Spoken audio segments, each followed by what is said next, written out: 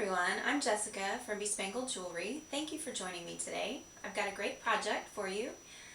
Making some no-sew table runners. This one is made out of burlap and I'm using this for my wedding decor. I'm getting married in 3 weeks, but I thought I'd take the time to make a quick video tutorial and show you how someone like me who doesn't know how to sew or doesn't have a sewing machine can make a professionally finished, wonderful, easy, quick, and cheap, awesome table runner. Let's get started. Determine the finished width you want your table runner to be by measuring the width of your table. The general guidelines are that the finished width of your table runner will be about half the width of the table that you want to use it on. The finished length is usually the length of the table plus an additional 12 to 15 inches on each side.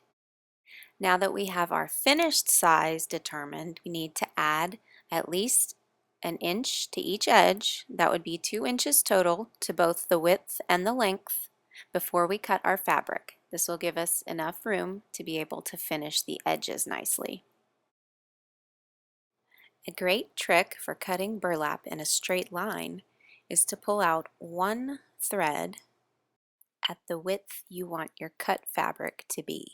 So I'm making a 16-inch wide table runner, so I need to cut my fabric at 18 inches.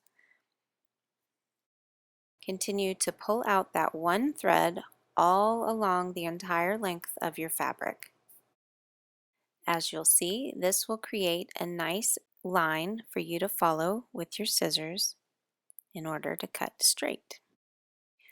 After you've cut your fabric to size, use a water bottle to spritz to dampen along the edge. Fold over a 1-inch section. I've used a marker to create a straight line as a guide, but this isn't necessary. And use your iron on the hottest setting that is safe for your fabric to press a crease. After you have a crease, you can use your fusible webbing, put it in place along the crease,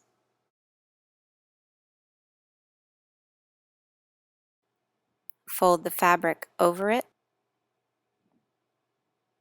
use a damp cloth or spritz a dry cloth over it, and then your iron again.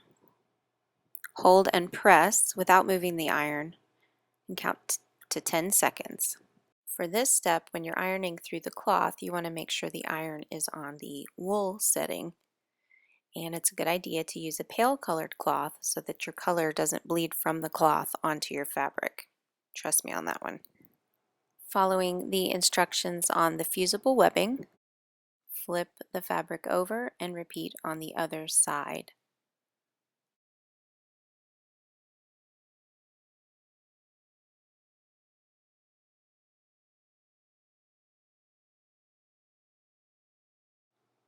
Now just check to make sure that your fabric has fused evenly, and if there are any spots that haven't, just repeat the process. Now we're ready to do the length. Exactly the same. Spritz along the edge of the fabric and fold it over in about a 1-inch section and iron to press it in place. Do this along the entire length of your fabric. A good way to make sure that you keep a straight line as you go is to follow along one thread and try to fold along that same thread all the way down the fabric. Now, to make these corners a little less bulky, I'm just going to cut at a 45-degree angle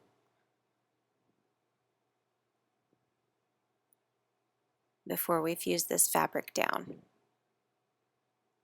Make it nice and neat.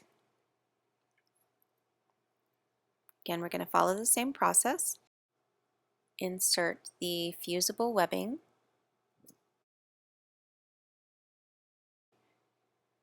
inside the crease of the fabric, fold the fabric down over it,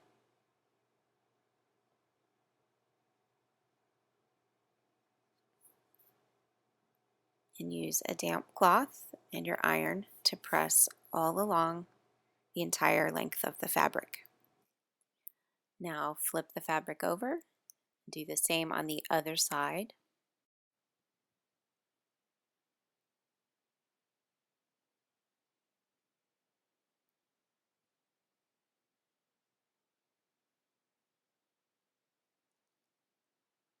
And we're going to finish the other end and the other edge one at a time. It doesn't really matter which order you go in.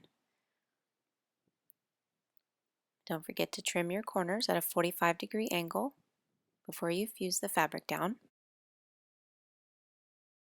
And when you're finished, you can just trim off any loose threads that might hang out, and you're done.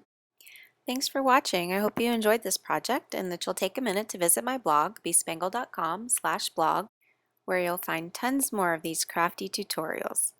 See you next time.